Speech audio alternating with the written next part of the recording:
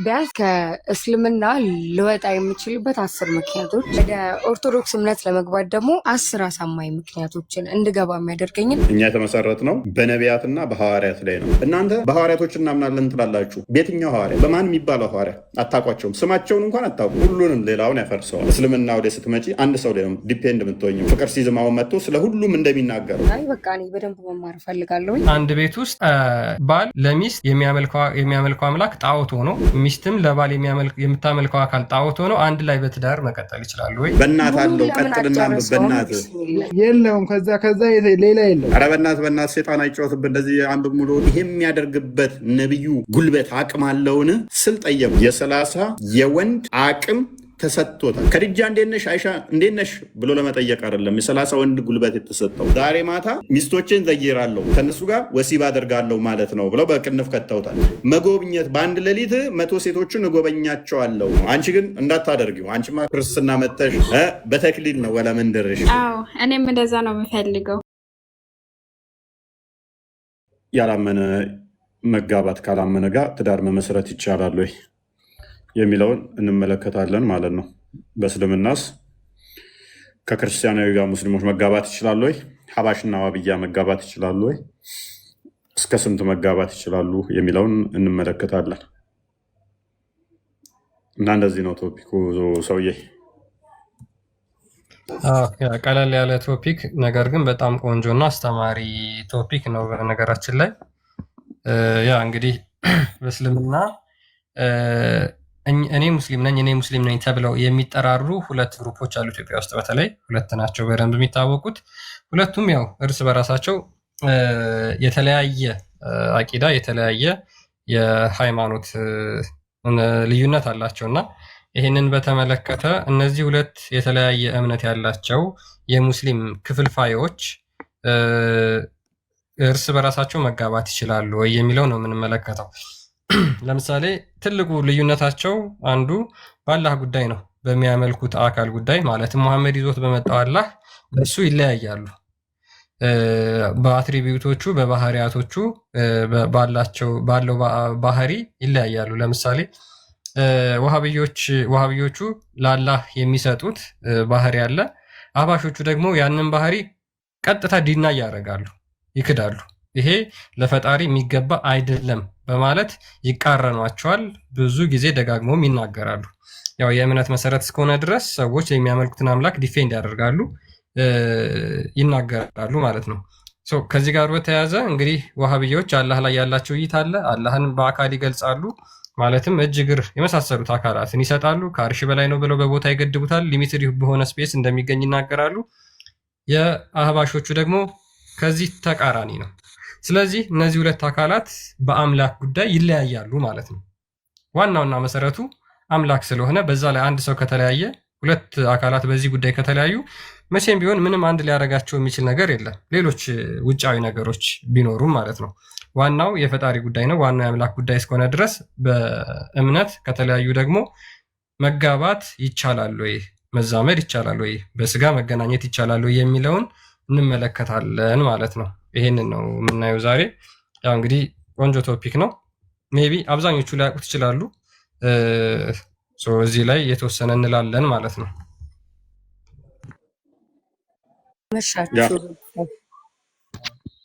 ሰላም ነው። እንዴት ነው?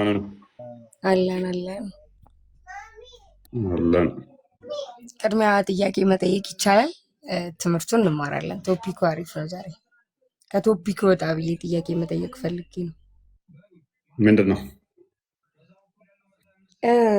እንትን ነው እፎይ፣ ቢያንስ ከእስልምና ልወጣ የምችልበት 10 ምክንያቶች፣ ወደ ኦርቶዶክስ እምነት ለመግባት ደግሞ 10 አሳማኝ ምክንያቶችን እንድገባ የሚያደርገኝን 10 እንትኖችን ንገረኝ። 10 ምን? በቃ ሀሳቦችን ማለት ስለ ኦርቶዶክስ እምነት እውቀት አስጨብጠኝ። በቃ 10 ምክንያቶች። አክቹዋሊ አንድ በቂ ነው። 10 ምንም አያደርግም። አንድ በቂ ነው ይመስለኛል። 20 ከማውራት አንዱ በቂ ይሆንሻል። ኦርቶዶክስ እኛ በነቢያትና በሐዋርያት ላይ መመሰረታችን ሎክ ሁሉንም ሌላውን ያፈርሰዋል። እኛ የተመሰረት ነው በነቢያትና በሐዋርያት ላይ ነው። በደንብ አስተውይ። ይሄ ቤዝ ይሁንሽና በነቢያትና በሐዋርያት ላይ ስንል ምን እያልን ነው? እግዚአብሔር ፍጥረትን ከፈጠረ ጀምሮ ከዛ በኋላ ለተነሱ ህዝቦች ነቢያትን ሲልክ ነበረ። ነቢያት ሲላኩ ነበረ። ብዙ ነቢያቶች አልፈዋል። እነኛ ነቢያት ላይ የተመሰረትነን ልብ በይ። እነኛ ነቢያት ላይ የተመሰረትነን ስንል አፋዊ አይደለም። አፋዊ ሳይሆን ሪልም አስተምሮታቸው ላይ የተመሰረትነን። እንዴት?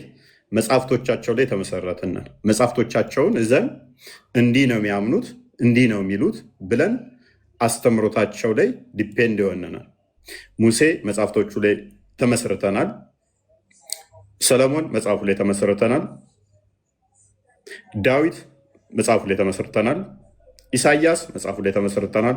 ዕንባቆም መጽሐፉ ላይ ተመስርተናል። ሕዝቅኤል መጽሐፉ ላይ ተመስርተናል። ኤርሚያስ መጽሐፉ ላይ ተመስርተናል። እነኚህ በቀላሉ የጠራውልሽ ዝም ብለን እናምንባቸዋለን ፈጣሪ ልኳቸዋል ብቻ ብለን ሳይሆን ሪል መጽሐፍቶቻቸውንም እያነበብን እንዲህ ነበር ያመኑት፣ ይኸው መጽሐፍቶቻቸውም እንዲህ ነበር ያሉት ብለን ከመጽሐፍቶቻቸው ተነስተን ነው። ስለዚህ ከዛ በኋላ የሚመጣው አካል አንደኛውን ጥሎ መሆን የለበትም። ተደጋግፈው ማለትም በተመሳሳይ ላይን ውስጥ ነው መቀጠል ያለባቸው። ምክንያቱም አንዱን አምላክ ከሆነ የሚያመልኩት እነኚህ ነቢያት አስተምሮታቸው ፍሎውን የጠበቀ መሆን አለበት ማለት ነው። ስለዚህ ተዘፍጥረት ጀምረሽ እስከ ራእይ ድረስ ስትሄጂ ሎክ እነኚህን እናምንበታላችሁ እናንተም ትላላችሁ። ነቢያቶችን የምታምኑት ምንድነው? አፋዊ ነው። አስተምሮታቸው ሳይኖራችሁ ሙሐመድ የነገራችሁን ነው። ሙሐመድ ላይ ብቻ ነው እንጂ ጥገኛ የሆናችሁት የነቢያቶቹ አስተምሮ ላይ መጽሐፍቶቻቸው ላይ አይደለም። እኛ መጽሐፍቶቻቸው ላይ ጥገኛ ነን። መጽሐፍቶቻቸውን እዘን እናምናለን ስንል ሙሴ እንደዚህ ከግብፅ እንዴት ወጡ ምናምን ስንል ሙሴ ታሪኩን እንዴት እንደጻፈ እንዴት እንደሆነ ያለውን መጽሐፍ እዘን ነው። ዳዊት እንዴት ነበር ስንል የዳዊትን መዝሙር ዳዊትን እዘን ነው። ታሪኩን እንዳለ አውቀን ነው። ስለዚህ የሌሎቹም ነቢያቶች እንዴት ነበረ የሚለውን መጽሐፍቶቻቸው ላይ ቤዝድ አድርገን ነው ማለት ነው። ብሉይ ኪዳን ለአዲስ ኪዳን ምሳሌ አይምን ጥላ ስለሆነ አዲስ ኪዳን ደግሞ ብሉይ ኪዳኑን እንደዛው አውግዞት የሚመጣ ሳይሆን ያንኑ የሚፈጸመውን ፈጽሞ ያንኑ ላይ ወይም ሳያውግዘው ያንን የሚፈጸመውን ሊፈጽም ነው አዲስ ኪዳን የሚመጣው ማለት ነው። ስለዚህ አዲስ ኪዳን መጣ።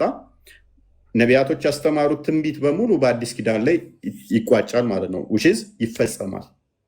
ስህተት ነው የሚል ሳይሆን ይፈጸማል። ሊመጣና በአዲስ ኪዳን ላይ ክርስቶስ መፈጸም ያለባቸውን ሕጎች እንዳለ ይፈጽማቸዋል። ምክንያቱም ሁሉም ሲጠብቁ የነበረው ልጁ እስኪመጣ ድረስ ነው። ከልጁ በኋላ የተሻለ የሚጠበቅ ነገርም ስለሌለ ነቢያቶች ሁሉ ሊመጡ ይችላሉ፣ አለፉ። ከነቢያቶች የተሻለ ሌላ ነቢይ ቢመጣ ምንም ለውጥ የለውም። ስለዚህ ማን መሆን አለበት? ልጁ። የመጨረሻው መደምደሚያው ልጁ ስለሆነ ራሱን ክርስቶስ በምሳሌ ልጁ እንደሚመጣ ሲጠበቅም እንደነበር እሱ እንደነበረ ስለተናገረው በማቴዎስ ወንጌል አይ ቲንክ ምዕራፍ 22 ላይ። ስለዚህ ከልጁ ውጭ ሌላ መጥቶ የሚነግረን የለም ማለት ነው። ኦኬ አሁን ነቢያቶችን እናምንበታለን፣ መጽሐፍቶቻቸውን እናምናለን ካልን ነቢያቶቹን አሁን ስለ ዳዊት ምንም ነገር ብትነግሪኝ የዳዊት መጽሐፍ ሳይኖርሽ ላምንሽ አልችልም ማለት ነው። እኔ የምታመነው ለምንድን ነው? የዳዊት አስተምሮ መጽሐፉን ይዤ ነው። ስለ ኢሳያስ ምንም ነገር ብታወሪ የኢሳያስ መጽሐፍ ሳይኖርሽ ልትታመኛችም። እኔ የምታመንበት ምክንያት ምንድን ነው? የኢሳያስ መጽሐፍ ስላለኝ ነው። ስለ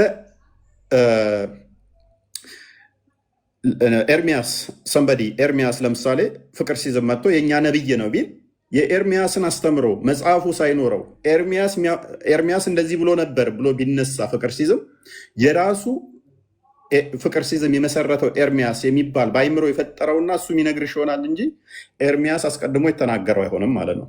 እኛስ ስንናገር ስለ ኤርሚያስ የእሱን መጽሐፍ እዘን የእሱን አስተምሮት ምን ነበር ብለን እዘን ነው። ስለዚህ ነቢያቶች እኛ መመስረታችን ዩኒክ ያደርገናል ማለት ነው። ሌላው ሰንበዲ ቢመጣ ሁሉ ነቢያቶች ያላስተማሩት ከሆነ ውድቅ ይሆናል ማለት ነው። የነቢያቶችን አስተምሮ ድናይ አድርጎ የሚመጣ ነገር ሁሉ ይጣላል።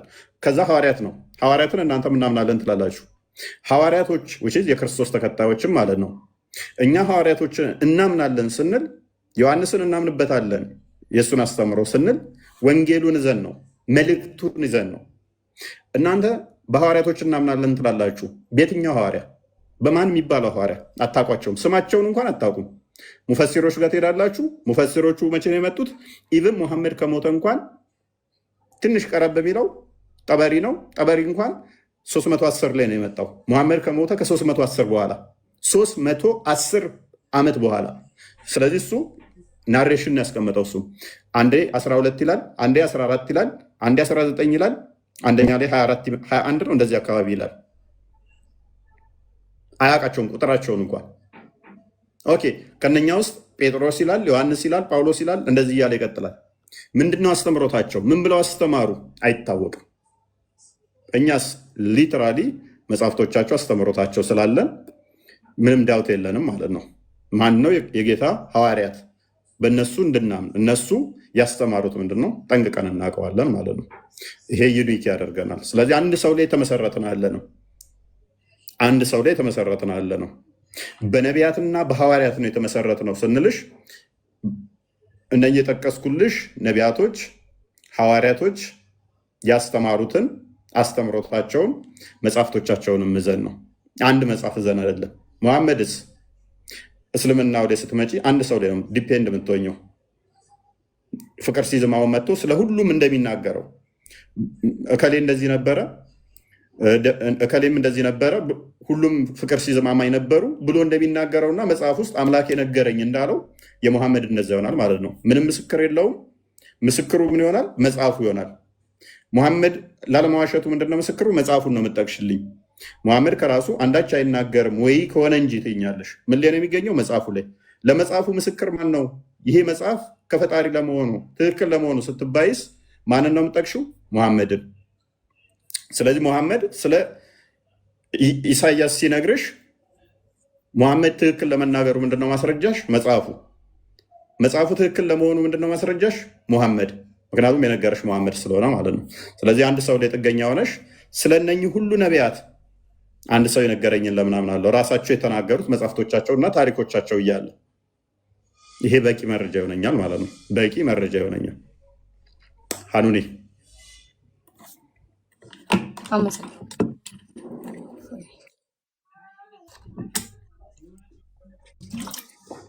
ወደ መጨረሻ ላይ ሜይ ቢ እንጨምርልሻለን።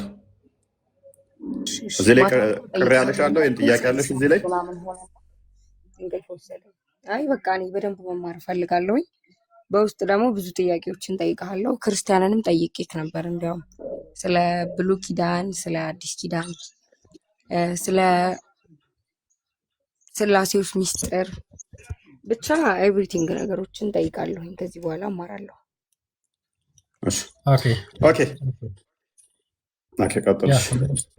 በውስጥ ጠይቂን እንመልስልሻለን። መምህርም ካስፈለገን እንመድብልሻለን። በቃ ችግር የለውም። መምህር ፈልግላት። ማስተማር በውስጥ ስለሚከብድ መምህር እንፈልግልሻለን። ትንሽ ከጊዜ አንጻር ነው፣ ለዛ ነው። አይ ቲንክ አንዴ ሁለቴ ይሁን አላቅም ጽፈሽልኛል መሰለኝ፣ እረስቸዋለሁ። ብዙ ልጆች ስለሚጽፉልኝ ኤኒዌይስ ቼክ አድርግና በቃ ችግር የለውም እንትን እናውራ። እንዲያውም የቴሌግራም ሊንክ ልከክልኛል። በቃ ችግር የለውም፣ በዛ ላይ አውሪኝ እናወራለን። ኦኬ እሺ፣ ወደ ዛሬው ርዕሳችን እንመለስና እንግዲህ የዛሬው ርዕሳችን ያው ከጋብቻ ጋር በተያያዘ ነው። ብዙ ጊዜ ያው ሙስሊሞች ስለ አምላካቸው ሲጠየቁ ስለማያውቁ፣ እስኪ ዛሬ ደግሞ ትዳርን በተመለከተ እናወራ ብለን ነው የዛሬውን ቶፒክ የያዝነው ማለት ነው። እንግዲህ ትዳርን በተመለከተ ትዳር ወይም ደግሞ ጋብቻ እንደ ክርስትና እንደ ቤተክርስቲያናችን ማለት ነው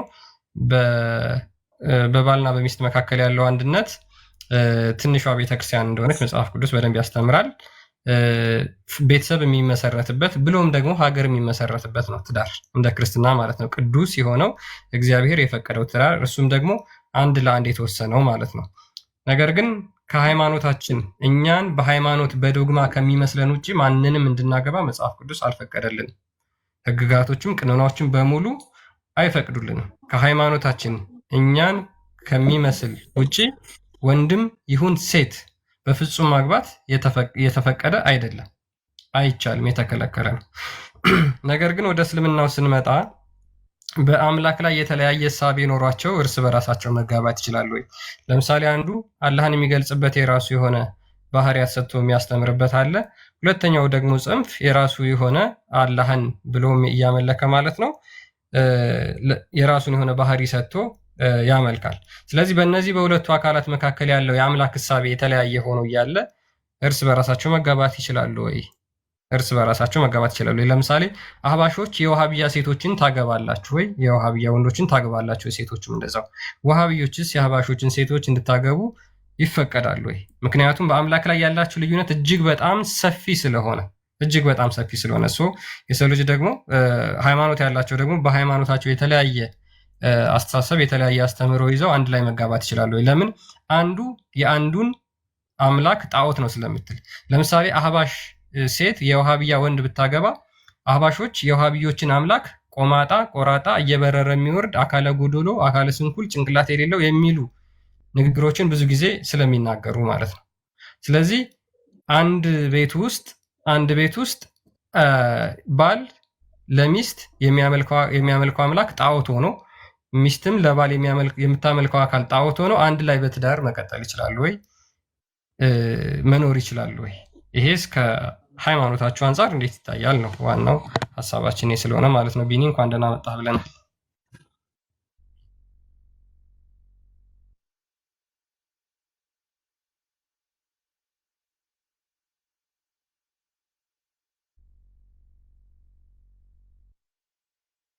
ለሙስሊሞች ቀለል ያለ ሁላችሁም ሰላም ብያለሁ። በድጋሚ እንግዲህ ዋና ቶፒካችን ክርስቲያን ነክቶታል። አንዱ የአንዱን በእምነት ሳይመሳሰል መጋባት ይቻላል ወይ የሚለው ነው። እንደ ክርስትናው እንኳን መጋባት ማሰብ አይቻልም። በብሉይ ኪዳንም አልተፈቀደም፣ በአዲስ ኪዳንም ውግዝ ነው፣ አይቻልም። ምክንያቱም እኛ የክርስቶስ ማደሪያ ነን፣ የቅዱሱ መንፈስ ማደሪያ ነን። ሁለቱ አንድ አካል ይሆናሉ ተብሎ ስለተነገረ አንድም ደግሞ ሴት የቤተ ክርስቲያን ምሳሌ ነች፣ ወንድ ደግሞ የክርስቶስ ምሳሌ ነው። ይህን ምሳሌ ያፋርሳል፣ ምሳሌውን ያፈርሳል።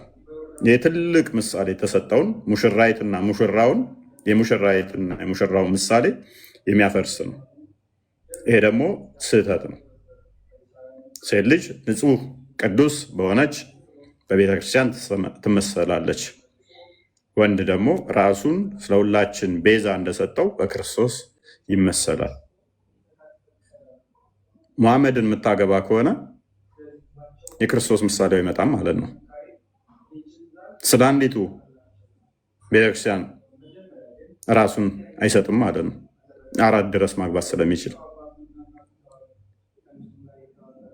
4 ማግባት ስለሚችል መፍታትም ስለሚችል 3 ነው ፈታውሽ ማለት የሚጠበቅበት።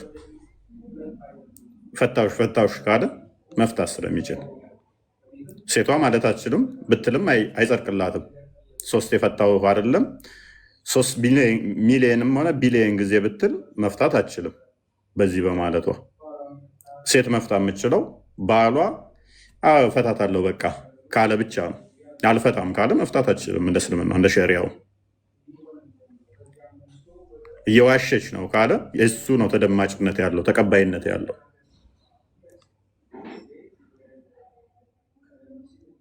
አራት አግብቶባት ባሪያ ደርቦባት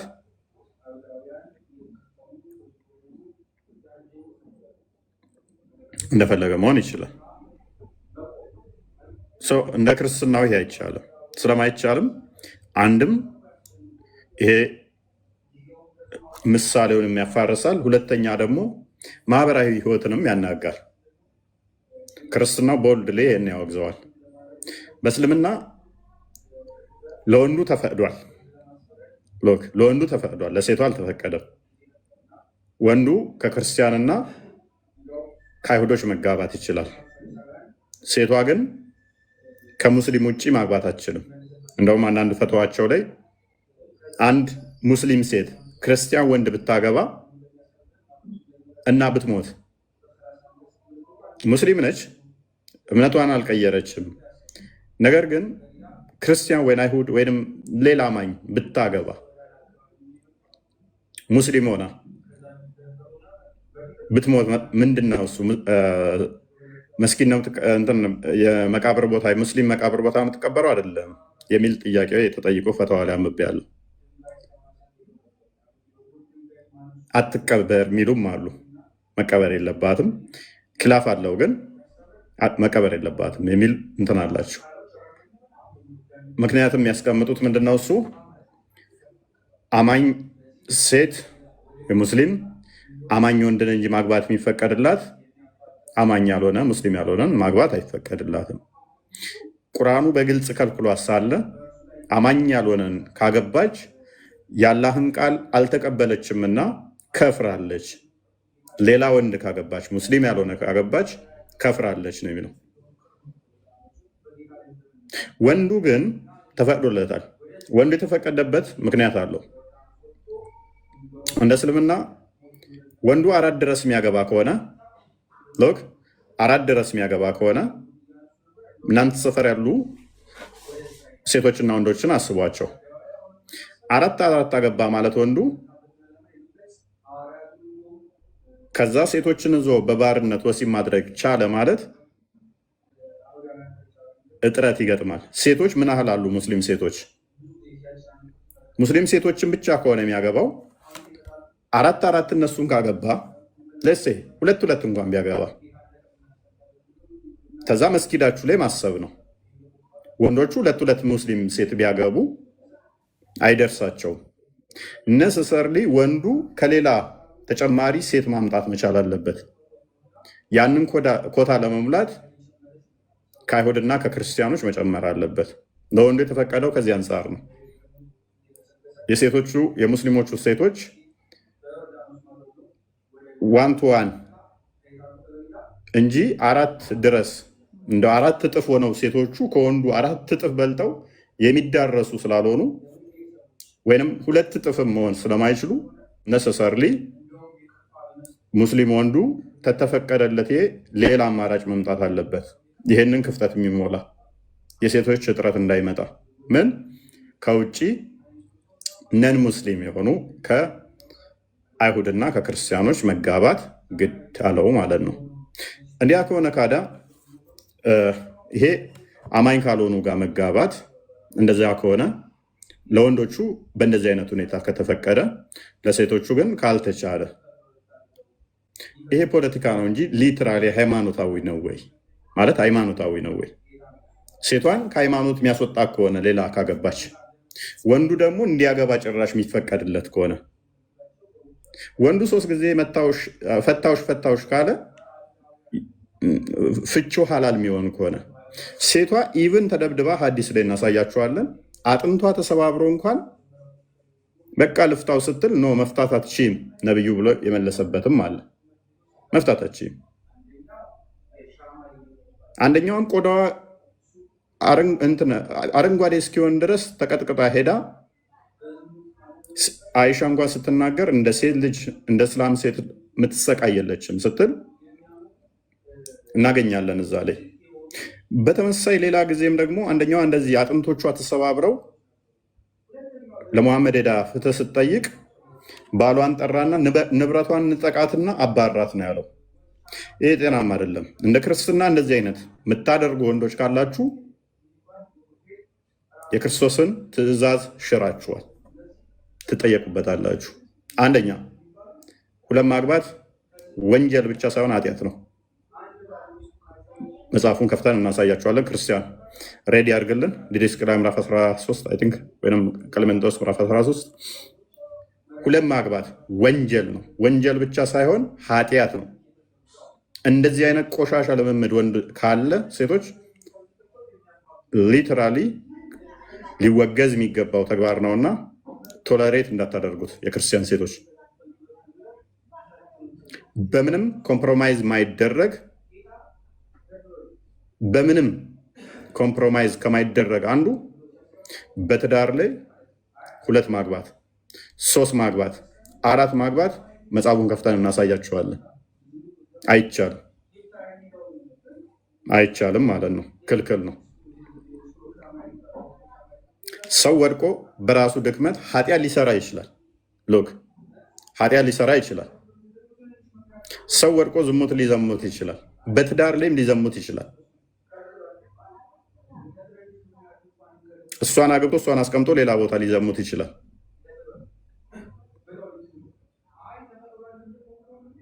ይሄ በጣም ኃጢአት ነው። አውቃ እሷ በምህረት ካለፈችው ዊዶን ነው መስማማት ይችላሉ።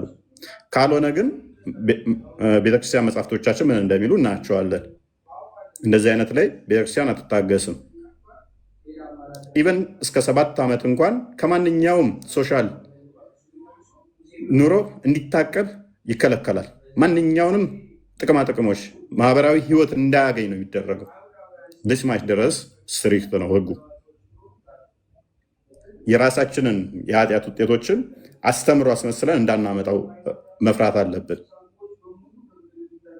በጋብቻ ላይ ያለውን ስርዓት ሚስጥራት ቤተክርስቲያን ብላ 7 ሚስጥራት ብላ ከምታስተምራቸው አንዱ ጋብቻ ነው። በጣም ጥንቃቄ የሚያስፈልገው ለቤተክርስቲያናችን።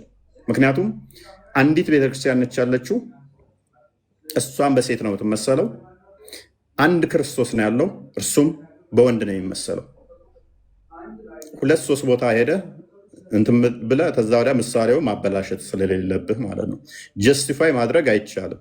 ኃጢአት ከሆነ በኃጢአታችን ንስሐ እንገባበታለን። እንደዚህ አይነት ኃጢአት ሁላችንም ልንሰራ እንችላለን። አስተምሮቱ ግን በተለይም ሴት ልጅን ያለ ዕድሜዋ ምደፍሩ እንደዚህ አይነት ላይ ቤተክርስቲያን ስትሪክት የሆነ አቋም እንድትወስድ ፍላጎት ሁሉ አለኝ። አስተምሮቱ ብቻ መኖሩ ሳይሆን እንደነኛ አይነቶቹ ስማቸው ራሱ ቢለጠፍ ደስ ይለኛል። እንደዚህ ያደረጉ ያለ ዕድሜ ህፃናትን ደፍረው ነገ 10 ዓመት 5 ዓመት ተፈርዶባቸው ተመልሰው መጥተው ቤተክርስቲያን እንኳን መግባት የለባቸውም የሚል አቋም ነው ያለኝ። አትሊስት ህጉ የሚሰጠው ህግ አለ። ቤተክርስቲያን ደግሞ የራሷ ህግ ልሰጥ ይገባል። ጋይድ አንበባ አንድ እንትኑ መጽሐፈ ዲድስቅልያ ምዕራፍ 13 ከቁጥር 15 ጀምሮ እንደዚህ ይላል።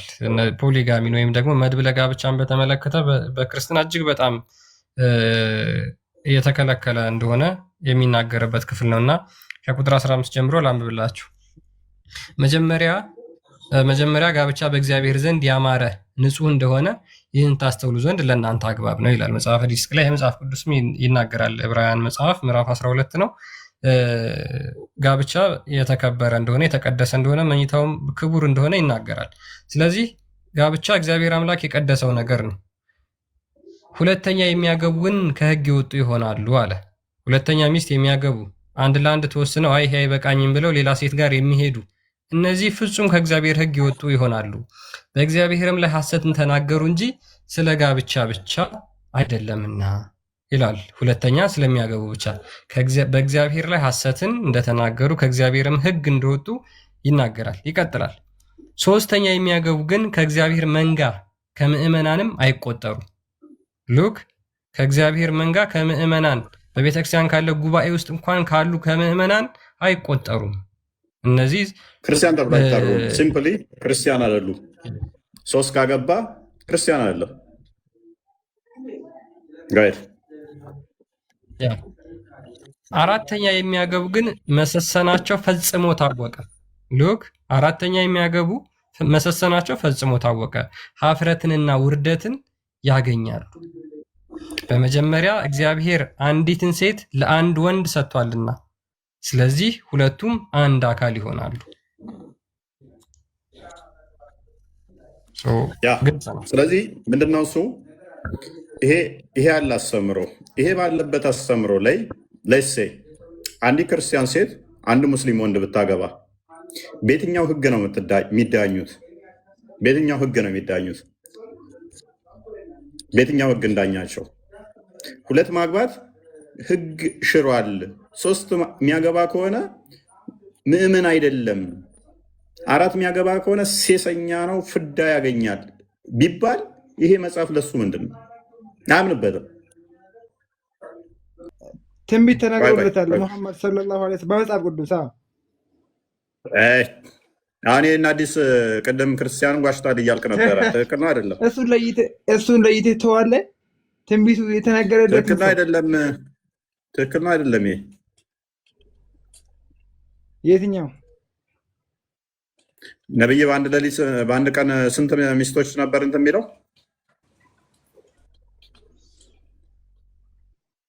ሐዲሱን አሳየኝ። ስንት ነበር ቁጥራቸው? በአረብኛ አረብኛውን አድርግለት፣ አረብኛውን አድርግለት። ያንብብ እንደውም ራሱ ቀጥል። حدثنا محمد بن يسار قال حدثنا معاذ بن هشام حدثني ابن قال قال حدثنا صلى الله عليه وسلم يدور على نسائه في الساعة الواحدة من الليل والنهار وهن إحدى عشرة قال قلت أو كان يطيقه تغارغو ولا لاي ترجم አሁን ደርሰህበታል እኮ አሸራ ያህድ ቀጥል። ስንት ነው ተርጉማት እዚህ ድረስ እችን ተርጉማት ጠጋ አድርገው መጀመሪያ አስጨርሰኝ። ጠጋ አድርገው እኮ ተርጉመው ስንት ይላል? እስካሁን ያነበብከውን እየተረጉምክ በመስመር በመስመር ልክ እኮ አንብቡ። ሐዲሱን ጠጋ አድርገው የሐዲሱን ጠጋ አድርገው ግድ ወደ ላይ ጠጋ አድርገው አሁንም ይቀርባል። አነበብከት? እሺ ሐደሰው አንብበዋል አይደል?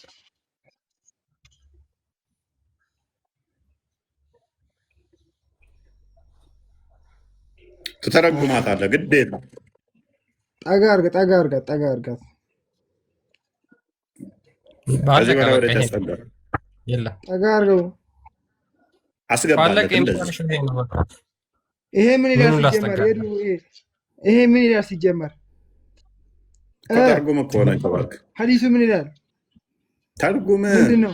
ምን ለማለት ፈልገህ ነው? ሱብሃንአላህ፣ እኛም ካንተ መማር እንፈልጋለን። ዚያራ ያደርጋል ነው። ምንድን ነው እሱ? ተርጉም በስርዓት አዲሱን ሁሉንም ሙሉን አንብብና ተርጉም። በአንድ ሌሊትና ቀን ነው የሚለው። ለምንድን ነው በአንድ ሌሊት በስርዓት? በእናትህ እኛ እኮ ተረጎምን እኮ ሌሊትና ቀን ዚያራ ያደርጋል ነው። አዎ ይሄ ከእናንተ ካወራችሁ ጋር አይገናኝም። ቆይ ኖ አይደለም። ተርጉም ቅድሚያ ውስጥ አትጩህ። ይኸውልህ ተረጋጋና ሐዲሱን በስርዓት ተርጉመው ሙሉውን። ሐዲሱ በስርዓት ተርጉመዋለሁ። የዱሩ ማለት ምዘይር ማለት ዚያራ ማለት ነው አለ። እሺ በአንተ ከሄደን አንድ ቃል እኮ አይደለም። ሱብሃንአላህ ፕሊዝ ተረጋጋ። ጥያቄ ቤቱ ላይ ነው። ፕሊዝ ተረጋጋና ሐዲሱን ሙሉውን ተርጉመው። ሐዲሱ ሙሉ እንደዚህ ነው። ያው በቃ ካነ ነብዩ ከሚል ነው የሚነሳው አይደለ? እሺ ቀጥል።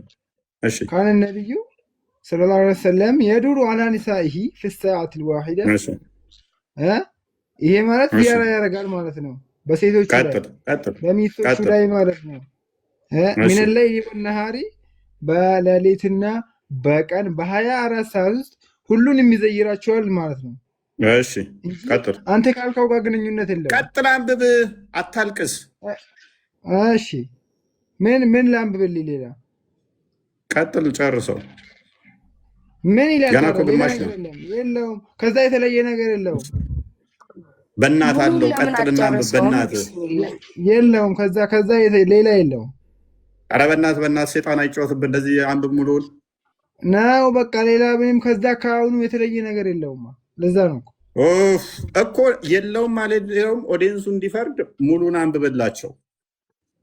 ምንም እስኪ አንተ በለውና እስኪ ተርጉመው አንተ። ችግር የለም። እስኪ የተለየ ነገር እንድታገኝ እንደሆነ እናያለን። በራስ አንደበት እንድትናገራ ስለምፈልግ ነው። ተርጉም በራስ ቀጥልና ጨርስ። ለማለት የፈለከው ነገር የለም። ሴጣን አይጫወትብህ። የራስ ኡስታዞችን አስደምጫፈን አዘጋለሁኝ እኮ ሲምፕል ነው። የራስ ኡስታዞች ኧረ በእናትህ ሱብሃንአላህ። ሴጣን አይጫወትብህ። ፕሊስ ተረጋጋ። ቆይ ተረጋጋ፣ አዳምጥ። ዝቅ አድርገው። ክርስቲያን የቆምከው ላይ ነው። ስታክ አድርገህ እሱ የቆመው የት ነው? ገና ዚች የተሰመረችበት ጋ ነው የቆመው። ከዛ በታች ያለው የ30 ወንድ ጉልበት እንደተሰጠው አቅም አለው ወይ ይሄን የሚያደርግበት ማለትን መተርጎም አልፈለገም። ምክንያቱም አንድ ወንድ ሚስቶቹን ሰላም ነው ለማለት ይሄን የሚያደርግበት አቅም አለውን ተብሎ አይጠየቅም። ይህን ያህል ቅዋ አለው ተብሎ የተጠየቀው ወሲብ እንደሆነ ስለሚታወቅ ሐዲስ በሐዲስ ይፈሰራል። ልፈስርልን። ለማንኛውም ጧፍ ማድረግ ወይንም ደግሞ መዘየር ማለት ወሲብ ማድረግ ማለት ነው በእስልምናው። ይህንን ቅድም ሱሌማንን አንብቤላችኋለሁ አይደለ? በተመሳሳይ ለሱሌማንም የገባው ቃል መዞር ማለት ነው። ጧፍ አደረጋችሁ 100 ሴቶችን በአንድ ሌሊት እዞራለሁ፣ እነሱም 100 ልጆች ፕሊስ ሚታርገ ሴጣን የሚጫወትባችሁን እናንተን ቶለሬት ማድረግ በራሱ በጣም ከባድ ነው። 100ዎችን ዞራቸዋለሁ 100 ልጆች ይወልዱልኛል ሲል እንዴት ነሽ ከዲጃ እንዴት ነሽ አይቻ ስላላት ሊትወልድለታለች ማለት አይደለም። ወሲብ አደርጋታለሁ ነው ፎርማል ቋንቋ ስለሆነ። አነስ ቢን ማሊክ ፕሊስ አዳምጥ። ነቢይ በቀን አይደለም መንገድ ላይ ወሲብ እንደሚያደርግ አሳይሃሉ። ሰፊያን መንገድ ላይ ነው ዳስ ውስጥ ያደረጋት በቀን እንደሚያደርግ አሁንም ደግሞ ደግሜ ያሳያለሁ። ሳይ ሙስሊም 1403 አላነበብክም ማለት ነው። መንገድ ላይ ሴት አይቶ እየሮጠ መጥቶ እንትናን ዘይነብን ቆዳ ስትሰፋ እንደፈተጋት አታውቅም። ቆዳውን እንትን አስጥሎ ኤኒዌይስ በቀን እንዳደረጋት አሳያለሁ። በቀን ይደረጋሉ ብለህ አርጉመንት ትሰራለሁ ብለህ ካሰብክ ሎክ አነስ ቢን ማሊክ ሰይድ አነስ ቢን ማሊክ እንደዚህ አለ። The prophet used to visit all his wife in one round.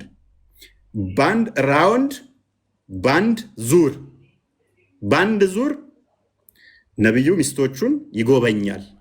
during the day and the night they were 11 in number 11 ነበሩ በቀንና በማታ ባንድ ዙር which means ባንድ ጥባት ሚል ደግሞ አለ። ባንድ ጥባት እንደዚህ ያደርጋቸዋል ሚል ደግሞ አለ። አንዴ ሻውር በማድረግ ጀናባ ሳያወርዱ ይሄ በቴሌቪዥናችሁ ፈተዋ ተጠይቆ ምላሽ ተሰጥቶበታል። ጀናባውን ሳያወርድ ከሆነ ይቻላል በአንድ እጥባት ወሲብ ማድረግ። ሸሩህንም አሳይሃለሁ። ኤኒዌይስ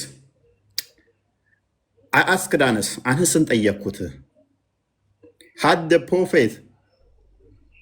prophet the strength for it ይሄ የሚያደርግበት ነብዩ ጉልበት አቅም አለውን ስል ጠየቅኩት።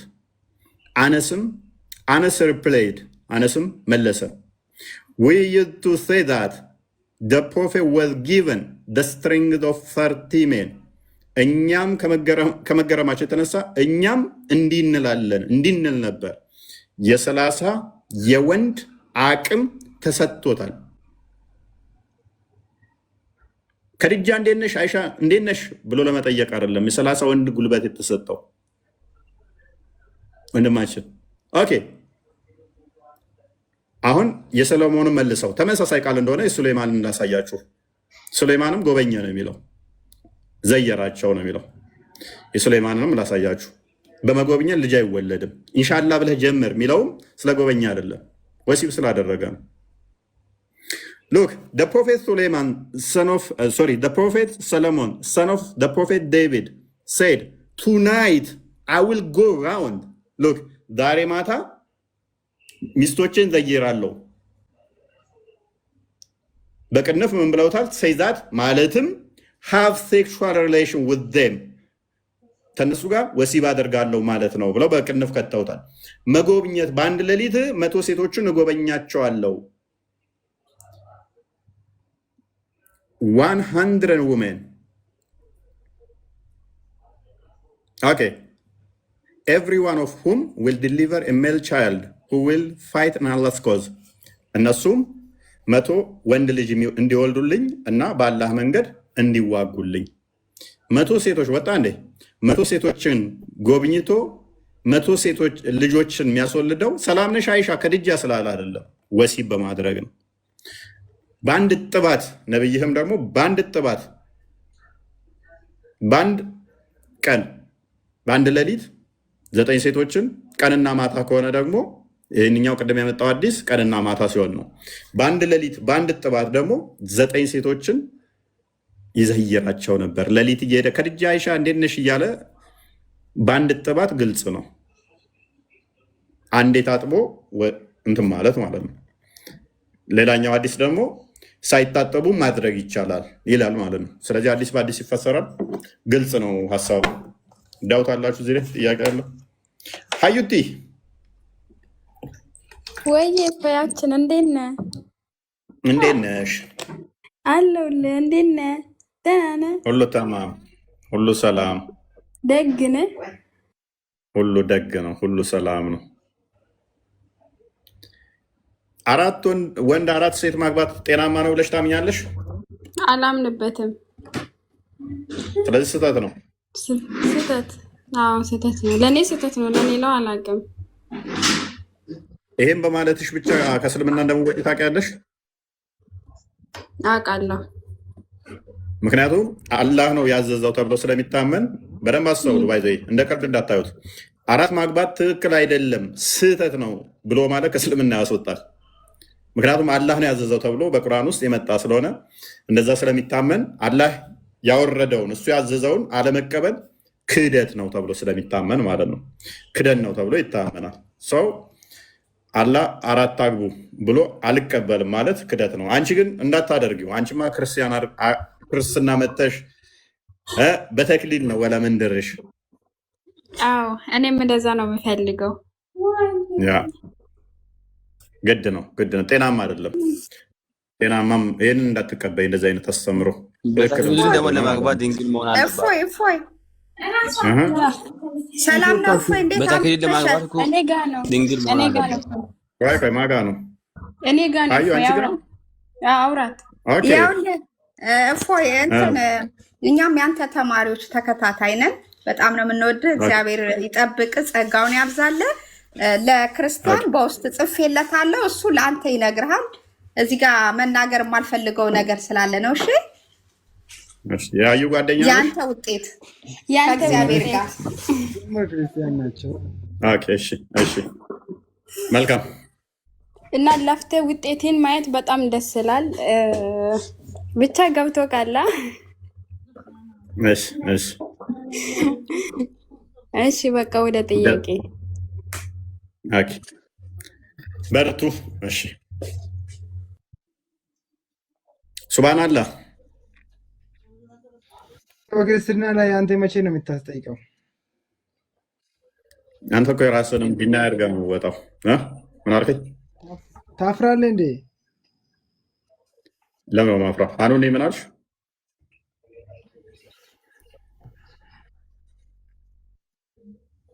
አኑኔ ላይ ማንኛው ነው እያወራለሁ? ሚዩት ናቸው ሁሉም፣ ማይካቸው ሚዩት ነው።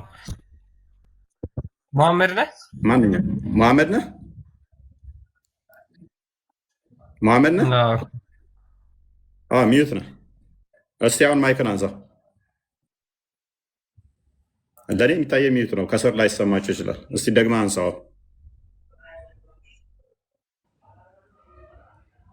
ማይክን አንሳ እስቲ አሁን። ኦኬ ኔትወርክ ይሆናል። ሚዩት ነው ለእኔ የሚታየኝ። ኦኬ ኔቨር ጊቭ አፕ አይ ቲንክ እንደዛ ነው የሚለው። ኔቨር ሚል ነው የሚታየኝ። ኔቨር ጊቭ አፕ። ሰላም ሰላም፣ እንዴት ናችሁ? እንኳን ደህና መጣ። ሙስሊም ነህ? ሙስሊም ነኝ አልሐምዱሊላህ። ኦኬ ክርስቲያን ማግባት ይቻላል በእስልምና ወይንስ አይቻልም? አይቻልም።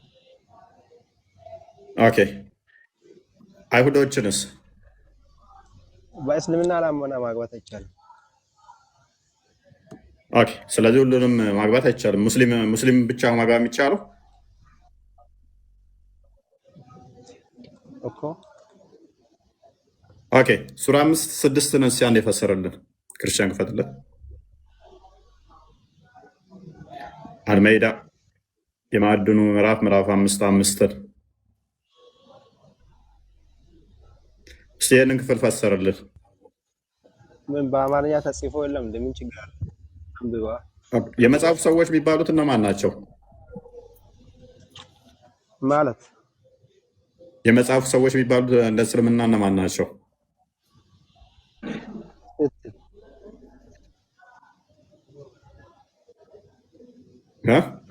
የሚባሉት እነማን ናቸው? ቁርአን ላይ ምን ለማለት ፈልጋ ነው?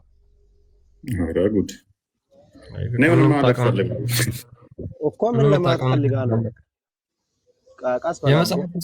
የመጽሐፉ ሰዎች የሚባሉ አሉ ቁርአን ውስጥ። ኔቨር ጊቭ አፕ ሜቢ ካልተማርክ የመጽሐፉ ሰዎች የሚባሉት አይሁዶችና ክርስቲያኖች ናቸው።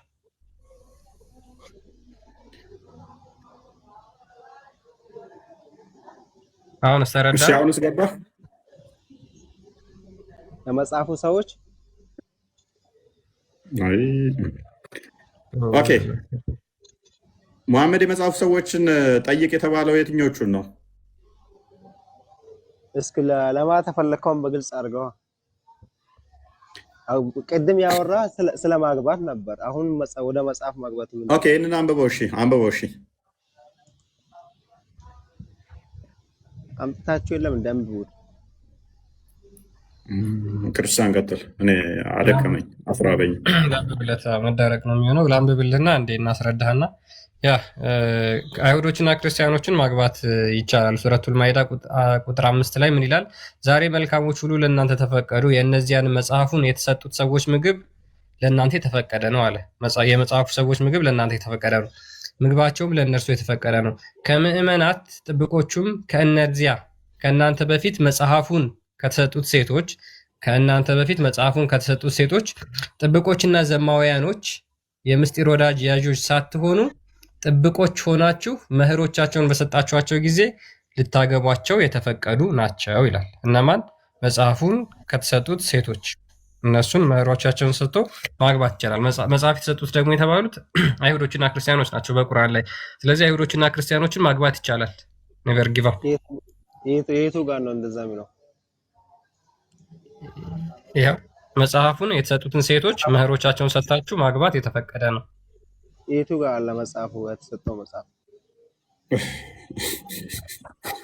እነዚያም መጽሐፉን የተሰጡት እንዲህ በኢየሱስ የተሰጡት እነማን ናቸው ነው? አይሁድና ክርስቲያኖች። የቱ ጋር አለ እንደዛ ነው? አዎ ራይት። መጽሐፉ የተሰጡት ለማን ነው? እሱ የመጽሐፉ ሰው የሚባሉት እነማን ናቸው እኮ? የቱ ጋር አምጠው እንደዛ ነው? እነማን ናቸው? እሺ እነማን ናቸው ብለህ ነው የምታምነው? የጠየቅኩህ መልሰህ ትጠይቃለህ። እነማን ናቸው ብለህ ነው የምታምነው አንተ? እነማን ናቸው? መጽሐፉ ያለቻቸው መጽሐፉ የሚያነቡት እነማን ናቸው? የቱ ጋር አለው ነው ያልኩህ እኔ። መልሰህ እየጠየቅከኝ እኮ ነው። ኦኬ፣ ሙስሊሞች አይደሉም ግን አለ። እኔ ጠየቅኩህ እንጂ ምን ታዞራለህ? አምጣና ይሄ ናቸው በላይ። በቀራ 113ን ክፈትልህ። ክርስቲያንና አይሁዶች ናቸው መጽሐፉ ባለቤቶች።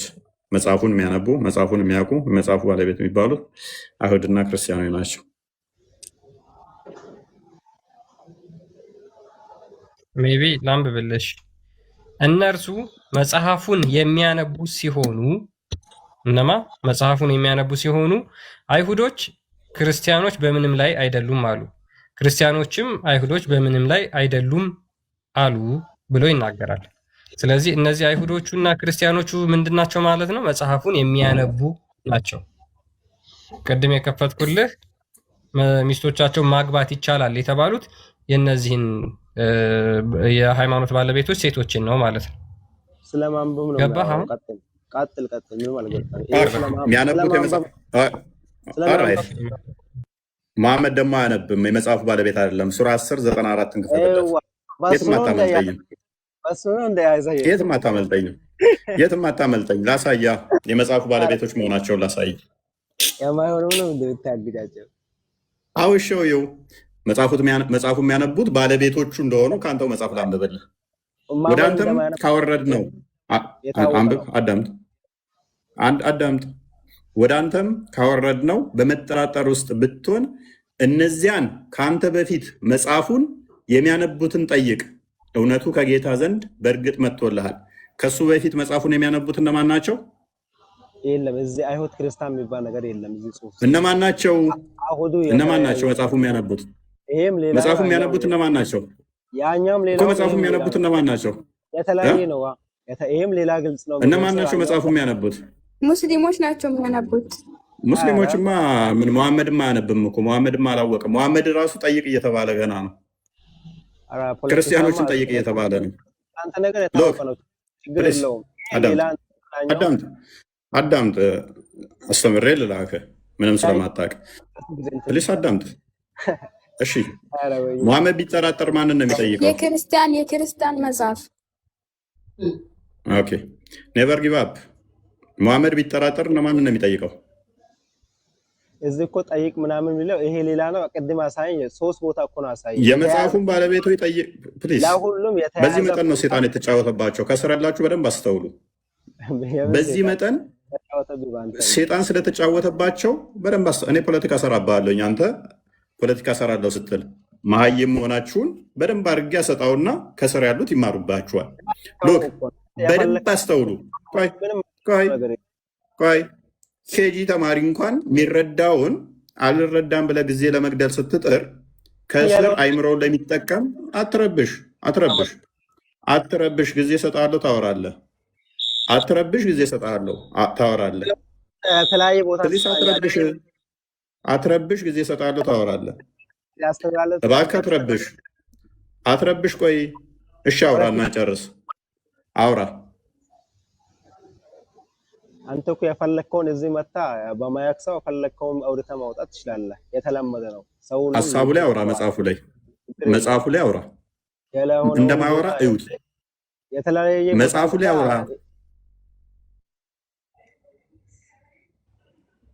አይሰማም ነው። መጽሐፉ ላይ አውራ። ይሄንን መጽሐፉን የሚያነቡት እነማን ናቸው? ይሄ እሱ የሚለው ሌላ ነው። መልሳ አምጥታ አሁንም ሌላ ቦታ ያሳየኝ እኮ ነው። በቦታው ጨረሰው። ይሄ አውዱ ሌላ ነው። በዚህ እንደዚህ የሚለው ነው ብለን ነገር ጨርስልኝ። አሁንም ዘላ ሌላ ቦታ የት ሌላ ቦታ ሌላ ነገር ሊያስተምር ይችላል። ምንድን ነው የሚያወራው ሰውዬ? በአንተ እንትን ነው እንዴ? በአንተ ጭቅላት ነው እንዴ እንትን የምታደርገው? እስኪ አንብበው። አይሰማም ነው። ይሰማል ግን ሌላ ነገር ሴጣን እንዴት እንደተጫወተባቸው። ሴጣን የተጫወተብህ በአንተ ነው። እኔን ተወኝና እስቲ መጽሐፉ ላይ አውራ። አምላኩም ጨምሮ ማለት ነው። ተራራ ለተራራ እንትን አደረገው። ችግር የለውም መታወቅ ነው። እኔ ያልኩ አሁን ይሄን እንትን አሁን የምታሳይ ሌላ ቦታ ነው። አሁንም መልሰ ደግሞ ሌላ ቦታ አምጥታ ያሳየኸኝ ነው። በአንድ ቦታ ጨርሳ አሳይ። ቁርአኑ ራሱን የቻለ እንትን አለው ነው። ክርስቲያን አንዴ ለኔ አንብበልኝ፣ እኔ ልመልስ ከይቅርታ ጋር። ቆያዩ አንዴ። እንግዲህ ምን ትሉታላችሁ እንደዚህ አይነት ሰው? አረ ምንም የሚባል ነገር የለም። እኔ ግልጹ እየነገርኩህ። እሺ ሚዩት አድርግ፣ በቃ ሚዩት አድርግ። እኔ በእናንተ ጭንቅላት እኮ 1000 ዓመት እኔ ተኝቼ ስነቃ ራሱ እንደናንተ አይነት ንፍጥ ጭንቅላት አይኖረኝም። ኤኔስ ቁርአን በቁርአን ይፈሰራል። የመጽሐፉ ሰዎች ፕሊስ ሚዩት አድርግ፣ በቃ ተጠየቀ። አንተም በቃ ይበቃ። ሚዩት አድርግ። መጠየቅ እኮ አይፈልጉም እነሱ እስልምና ለማቆም። በእናትህ ሚዩት አድርግ፣ በቃ ሚዩት አድርግ፣ በቃ ላውራበት። አሁን እድል ሰጠሁህ አይደለ? መጽሐፉ ላይ አውራ አልኩህ፣ ማውራት አትችልም። ወደ አንተ ካወረድ ነው በመጠራጠር ውስጥ ብትሆን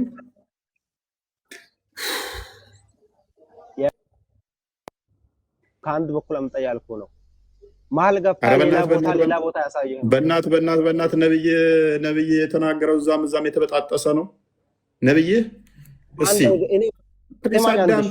ፕሊስ አዳምጥ። ቁርአን በቁርአን ፕሊስ አዳምጥ። የመጽሐፉ ሰዎች የሚባሉት በቁርአን ውስጥ ሙሉ ለሙሉ አይሁድና ክርስቲያን ናቸው። ይህንን እንኳን ማታቅ። ለነገሩ ጭንቅላት የሌለውን አካል እያመለክ እንዴት ጭንቅላት ሊኖር ይችላል? ኤኒዌይስ ኦኬ፣ የመጨረሻ ቻንስ ነው የምሰጠው። አሁን ማይክን ካነሳ ክርስቲያን አስወርደው። ሳትሳደብ ማውራት ሚዩት አድርግ። እሺ፣ ወደ አንተም ካወረድ ነው በመጠራጠር ውስጥ ብትሆን እነዚያ ከአንተ በፊት መጽሐፉን የሚያነቡትን ጠይቅ። ይሄ አሁን መሐመድ ነው የታዘዘው። ከአንተ በፊት መጽሐፍ ለሰጠናቸውን ሰዎች ጠይቅ ተባለ መሐመድ። እነሱ ምንድናቸው? መጽሐፉን የሚያነቡ ናቸው። ምንድናቸው? መጽሐፉን የሚያነቡ ናቸው። መሐመድ ማንበብ ስለማይችል የመጽሐፉ ሰዎችን እነሱ ዘንድ መሐመድ ተጽፈ ትገኛለህና ስለሚለውም ሱራ 7 157 ላይ ማለት ነው። እነኚህ ደግሞ ምንድናቸው? የሚያነቡ ናቸው። እነማን ናቸው እነሱ? በቀራ 113 ላይ እንዳሳየዋችሁ አይሁድና ክርስቲያኖች ናቸው። ሱራ 5 46 እስከ 47 ስትመለከቱ ለአይሁዶች ተውራት ተሰጣቸው፣ ለእነኛ ደግሞ የኢንጅል ባለቤቶች በኢንጅል ፍረዱ፣ የተውራት ባለቤቶች በተውራት ፍረዱ ብሎ ሁለቱን ይነጥላቸዋል ማለት ነው። እነኛ ተውራት አሉን ይላሉ፣ አይሁዶች ክርስቲያኖች ደግሞ ኤንጅል አለን ይላሉ ብሎ ያስቀምጠዋል። ይህንን እንኳን መሰረታዊ ነገር ሳታውቁ በጣም የሚያስቀለው። ቀጥል ክርስቲያን። ደግሞ በመሀይምነታቸው የሚኩራሩት ነገር ነው የሚገርመኝ። አለማወቅ በነገራችን ላይ ኃጢአት አይደለም፣ ግን መሀይምነትን ጌጥ አድርጋችሁ ስትመጡ ደግሞ ትንሽ ያስቸግራል። በተቻለ መጠን ሀሳብ ላይ ለማውራት ደግሞ ሞክሩ ሙስሊሞች። ያ እንግዲህ ወደ ቶፒካችን ስንመለስ ጋብቻ ላይ ነው ያለ ነው። በእስልምና ጋብቻ በነገራችን ላይ አላህ ለወንዶች እጅግ በጣም ብዙ ነገሮችን ፈቅዶላቸው፣ ለሴቶቹ ደግሞ በተቃራኒ። ሴቶች በነገራችን ላይ በምድር ላይም በሰማይም የሚጨቆኑ ፍጡሮች ናቸው። ሉክ በምድር ላይም በሰማይ ላይም ትዳርን በተመለከተ በገነት ላይም ማለት ነው በምድር ላይም የተጨቆኑ ናቸው። ትዳር ወንድና ሴት እኩል የሚቀደሱበት የሚባረኩበት ነው። ነገር ግን በእስልምና ይሄ አይደለም። ሉክ አሁን አንድ ወንድ አራት ተፈቀደለት። ተራቸው እስኪደርስ ድረስ ለምሳሌ በየሳምንቱ ቢሆን አንዷ 3 ሳምንት ሙሉ ልትጠብቅ ነው ማለት ነው ቤት። ለምሳሌ አሁን ሀዩ አንቺ ለባልሽ 4ኛ ሚስት ብትሆኚ 3 ቢያገባብሽ ማለት ነው ባልሽ 3ቱን ሚስቶቹን አዳርሶ እስኪመጣ 4ኛው ሳምንት አንቺ ጋር እስኪደርስ ድረስ ያ አንቺ ምን ፊል ታደርጊዋለሽ? አባትሽ ሌሎች 3 ሚስቶችን አግብቶ አንቺና እናትሽ ጋር የሚመጣው በ3ኛው ወይም በ4ኛው ሳምንት ቢሆን ምን ፊል ታደርጊያለሽ? አባትሽን 3 ሳምንት ሙሉ አታገኙ። ይሄ በራስሽና በእናትሽ ላይ ቢሆን ምን ይሰማሻል? ሲቀጥል ለምሳሌ ከወሊድ ጋር በተያያዘ ለምሳሌ ባልየው ማን ቢሆን መውለድ የማይችል ቢሆን 4 ሚስቶችን ቢያገባ በወንዱ ምክንያት 4ቱም ሴቶች መውለድ ላይችሉ ነው ማለት ነው። ልጅ ሳይኖራቸው ሊሞቱ ነው። ፖሊጋሚ የሚያመጣው ኮንሲኩዌንስ ብቻ ተመልከቱ። ሲቀጥል ለምሳሌ ባልየው ኢንኬዝ የአባላዘር በሽታ ቢኖርበት አንድ ለአንድ ባይቆጠብ በአንዱ ጥፋት ምክንያት በሱ ጥፋት ምክንያት ማለት ነው 4ቱም ሚስቶቹ የአባላዘር በሽታ ተጠቂ ይሆናሉ። እሱን ጨምሮ 5ኛ የትኛውም ኤስቲዲ ዲዚዝ የሚባል አለ፣ ሴክሹዋል ትራንስሚት ዲዚዝ። የትኛውም በወሲብ ሊተላለፍ የሚችል በሽታዎች አሉ። ስለዚህ በአንዱ ምክንያት 4ቱ ሚስቶቹ በሽተኞች ይሆናሉ ማለት ነው። ሲቀጥል እሱ ከሌሎች ሚስቶቹ ጋር አሸሼ ገዳሜ እያለ እየተዝናና ሌሎቹ 2 ሚስቶቹ ወይም የመጀመሪያዋ ሚስቱ አደጋ ቢደርስባት ቤት ውስጥ ሰው ሊደርስላት የማይችልበት ኮንዲሽን ላይ ብትሆን፣ ብቻዋን ብትሆን፣ ልጅ ባትወልድ፣ ከእናቷ ጋር ባትኖር ወዘተ ቤቷ ውስጥ ማንም ሰው ባይኖር ያቺ ሴትዮ ሰው በማጣቷ ምክንያት ብቻ ትሞታለች። እርሱ ግን 2ኛና 3ኛ ሚስቶቹን እየዞረ ወሲብ እያደረገ ነው። ኮንሲኩዌንሱን ብቻ ተመልከቱ። እኔ አይ ወንደር ጭንቅላት ያላት ሙስሊም ሴት ይሄንን በፍጹም የምትቀበለው ህግ አይደለም። በፍጹም ሙስሊም ሴቶች ከቤት እንዲወጡ አይፈቀድላቸውም። ባሎቻቸው ካልፈቀዱ ወደ ቤት ዘመዶቻቸውን እንኳን መጥራት አይችሉም። እናቷን እንኳን ለመጠየቅ ባሏ ካልፈቀደላት በፍጹም ከቤት ውስጥ መውጣት አትችልም። እርሱስ 4 ሚስቶችና ቁጥራቸው ያልተገደቡ የወሲብ ባሪያዎችን ይዞ በእነሱ መዝናናት ይችላል። እሷስ ቤት አትውጪ ካላት ከቤት መውጣት አትችልም። እናትሽ ዛሬ ቤት ውስጥ ብትመጣ እፈታሻለሁ ካላት እናቷን ቤት ውስጥ አትጠራም። ስለዚህ ያቺ ሴት ብቻዋን አንድ ቤት ውስጥ ጭምት ብላ ትቀመጣለች ማለት ነው። ወጥታ መስራት አትችልም ባሏ ካልፈቀደላት። ቢፈቅድላት እንኳን ማክሲመም 70 ኪሎ ሜትር ነው መሄድ የምትችለው። ወንዱስ እስከፈለገበት ድረስ የወሲብ አገልጋይ የሆኑ ባሪያ ሴቶችን መያዝ ይችላል። ሌሎች 3 ሚስቶችን ተጨማሪ ማግባት ይችላል። ይሄ የእስልምና ትዳር ነው። ሙስሊም ሴቶች ይህንን የሚቀበል ጭንቅላት አላችሁ? በነገራችን ላይ ብዙ የቴሌቪዥን ጣቢያዎች ላይ፣ ፖድካስቶች ላይ አሁን ሶሻል ሚዲያው ፕላትፎርም በደንብ ስለምታዩት ስለምትከታተሉት እናንተ የትኛዋም ሙስሊም ሴት ምንም ያህል አምላኳን የምትፈራ ብትሆን ይሄ ነገር በፍጹም እነሱ ላይ እንዲደረግባቸው አይፈቅዱ። በፍጹም አብዛኞቹ ሴቶች ልባቸው ተሰብሮ ይሄን ነገር የሚናገሩት። አብዛኞቹ ሴቶች ባሌ እኔ ላይ የሚደርበው ከኔ ምን ጎሎት ነው 2ኛ የሚያገባው? ከኔ ምን አንሶት ነው 3ኛ የሚደርብብኝ? ከኔ ምን አንሶት ነው 4ኛ የሚጨምርብኝ? እንደዛ ከሆነ እኔ ጋር የጎደለው ነገር አለ ማለት ነው ብለው በጣም ፊል አድርገው የሚሰበሩበት ወይ ነው። ስለዚህ የሙስሊም ሴቶች ለወንዶች ሸቀጦች ናቸው፣ እንደ ሸቀጦች ነው። በዛ ላይ ወንዱ ከፈለገ መፍታት እንዲችል፣ መምታት እንዲችል፣ መደብደብ እንዲችል ተፈቅዶለታል። ሙስሊም ሴቶች ይህን ትቀበሉታላችሁ? ይሄ እውነት ለእናንተ የምታመልኩት አምላክ ፍትሃዊ ነው ብላችሁ ታምናላችሁ? ይሄ ትክክለኛ ለእኛ የሚስማማን ህግ ነው ብላችሁ ታምናላችሁ? አትቀበሉትም። በቃ ይሄ በቃ አይምሯችሁ መቼም ሊቀበለው አይችልም። በዚህ በጣም እርግጠኞች ነን፣ በጣም እርግጠኞች ነን። አሁን እኮ ቸገረን እኮ ክርስቲያን ስለ አምላካቸው ስንል አምላካቸው ምንም ያውቁት የለም። አትሊስት አስተምሮታቸው ፈታውሽ አለኝ ሙሉ ፈተዋቸውን ያቸው እዚህ ከምንነግራችሁ በቃ እናንተ ቼክ አድርጉ። አስተምሮታቸውን ቴሌቪዥን ላይ የሚጠየቁ ፕሮግራሞቻቸውን ይሁ ፈታውሽ አለኝ ፈቶኛል አልፈታኝም። እኔን ሳያስፈቅድ ሌላ ቦታ አገባ። ስንተኛ ነው ያገባው? ሁለተኛ። ታዲያ አንቺ ምን ቤት ነሽ? አንቺ ማስፈቀድ እኮ ግዴታ የለበትም። 4 ድረስ ተፈቅዶለታል። ምግብሽን ከቻለ ካበላሽ ካጠጣሽ ቤቱ ካኖረሽ እስከ 4 ድረስ የማስፈቀድ አንቺን ግዴታ የለበትም። እሱ ግዴታ የሚጣልበት አንቺ ሆድ መሙላት ነው። ውሻ በአሁኑ ሰዓት ውሻ እንኳን እኮ ክብር አላት። ውሻ እንኳን ከምግብ የዘለለ መድኃኒቱ ምናምን ይደረግላታል። ታማ አለማሳከም መፍታለሁ ይልሃል። እኔ በጣም አንዳንዴ አይሰለጥኑም እንደ ሰዎች ቢያንስ እንደው የሆነ እንትን አይሉ። በቴሌቪዥን ላይ አይ ቲንክ እንትና ሰርታበታለች ቪዲዮ ምን ላይ አይ ቲንክ ቤላ ሰርታበታለች። ጉብ ብለው አዎ ከታመች ባሏ ካልፈለገ አለማሳከም ይችላል ምናምን እያሉ ቴሌቪዥን ላይ ያወራሉ። አስቧል። ሚስት ተቃይታ የሞት ጣር ላይ ሆና ባላሳክምሽ ግዴታ የለብኝም ብሎ ጥሏት ሲሄድ ያ ግዴታ የለበትም ይላል። አስተምሮቱ ነው ነው እንደ እንትን ነገር እንደ አሪፍ ነገር ደግሞ ያው ማሳከም ግዴታ የለበትም። ከፈለገ ያሳክማል፣ ካልፈለገ ግን አለማሳከም ይችላል። ሚስቱን እኮ ነው። ስለዚህ አንደኛይቱ እዚህ ትማቅ 3ቱ ጋር ሄደ አሸሸም ገዳሜ ብትሞትም ሌላ ያገባል 4ተኛ እሷ ስትሞት። እንዲህ ኦፕን አድርገህ ሰዎቹ ጤናማ ስለሆኑ ከአላህና ከነብዩ ይልቅ ይህንን አያደርጉትም። አሁን ላይ ብዛቶቹ አንደኛ በኢትዮጵያዊ ካልቸር ነው ያደጉት። ክርስትናው ዶሚኔት አድርጎ ስለመጣ አይደለም ታማ ለማሳከም ይሄ ብዙ ፖሊጋሚ ራሱ ብዙ እንትን አይሉትም። ምክንያቱም ከጎረቤትህ ነው የምትማረው። አንድም ጎረቤትህ ክርስቲያኑ እንደዛ ማድረግ ከሆነ አንተም እንደዛ የማድረግ እንትን አነስተኛ ነው፣ ዝቅተኛ ነው።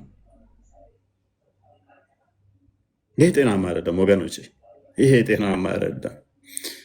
ይሄ ጤናማ አይደለም። እንደ ሰው እኮ ስለማይቆጥራት እኮ ነው። እንደኛ ሴትም ወንድም እኩል ነው ብለው ስለማያምኑ እኮ ነው። አላህ አንዱን በአንዱ ላይ ያስበልጧል። ሴት የበታች ነች ብለው ስለሚያምኑ፣ ተበላልጠናል ብለው ስለሚያምኑ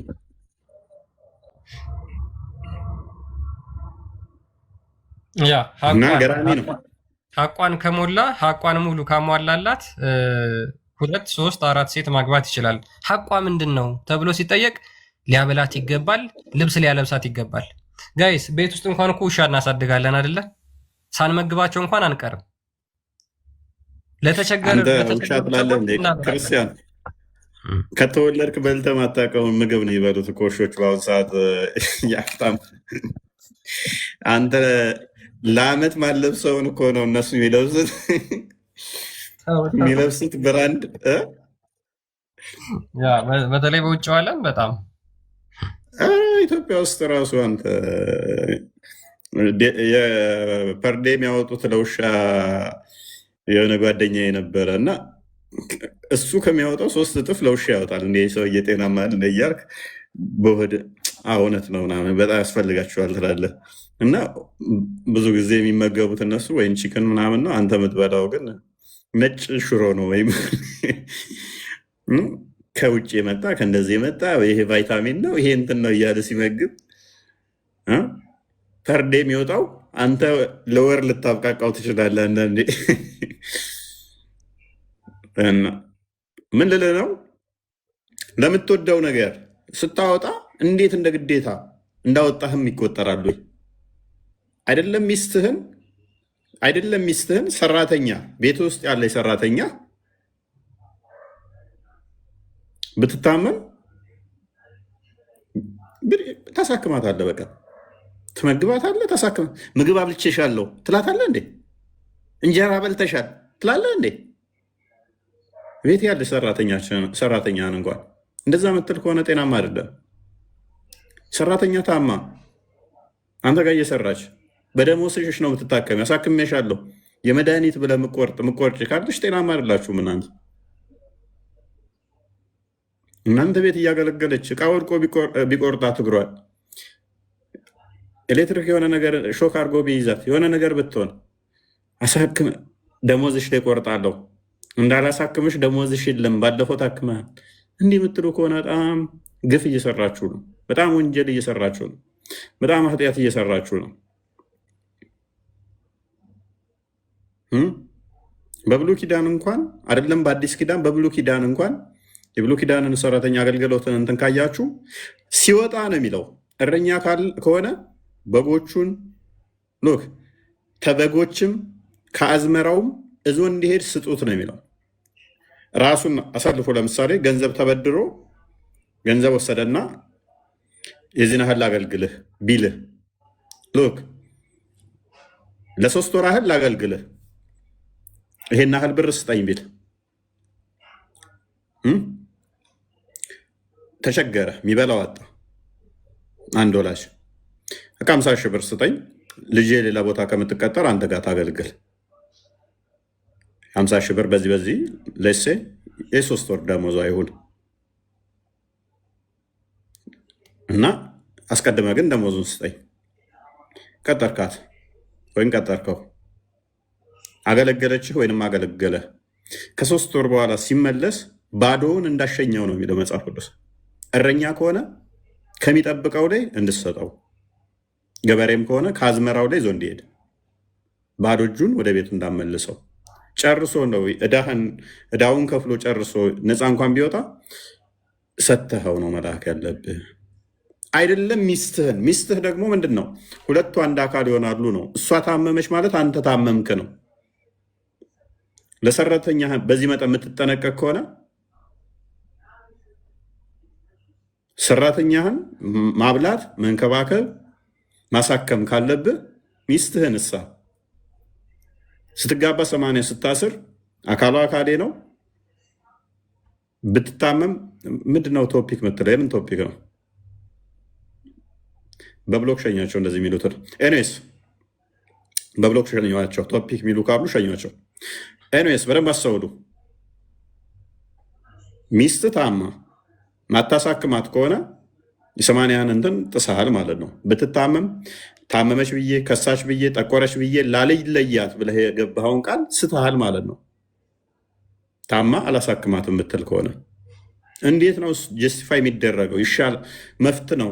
ታማ አለማሳከም መፍት ነው። እንዴት መፍት ይሆናል? ሚስት ታማ እየማቀቀች አለማሳከም እንዴት መፍት ይሆናል? መፍት ሊሆን አይችልም በፍጹም። ወንጀል ነው። ነፍሰ ገዳይ ተብለህ ትጠየቃታለህ። ሚስት ታማ ማሳከም ስችል መፍትሄ ነው ብለህ ሳታሳክማት ብትሞት ነፍሰ ገዳይነት ትጠየቅበታለህ። መፍት የሚባል የለም በክርስትና ውስጥ። በእነዚህ አይነት መፍት የለም። በተመሳሳይ እሷም እሱ ታሞ ማሳከም ስችል ቤቷ ውስጥ ቆልፋበት ብታስቀምጠው ነፍሰ ገዳይነት ትጠየቅበታለች። ከተጋቡ በኋላ ሁለቱ አንድ አካል እንጂ የተለያዩ አይደሉም። ሁለቱ አንድ ይሆናሉ ነው የሚለው። ስለዚህ የእሷ ህመም እሱን ሊሰማው ይገባል። የእሱ ህመም እሷን ሊሰማት ይገባል። ምግብ አብልቼሻለሁ ከዛ ውጭ ኃላፊነት የለብኝም ብሎ ነገር የለም እንደ ክርስትና ነው። እና እንደዛ ነው። ቢበቃንስ? ሀዩ መሐመድ ሀኑኒ ጥያቄ ካላችሁ እናንተን እንቀበል። ቢኒ አለ ቢበቃ ምን ይመስላችኋል? 24 ሰዓት ብታስተምረን ደስ ይላል። ያው ይደክመሃል እያረፍክ ከእርጅና መጣ ድቅን ብሏል ፊቴ። አዎ ደክሞ ካል ስትታይ ፈጣሪ አቅሙን እንዲህ እያዳፋኝ ነው። አዎ ታስታውቃለህ።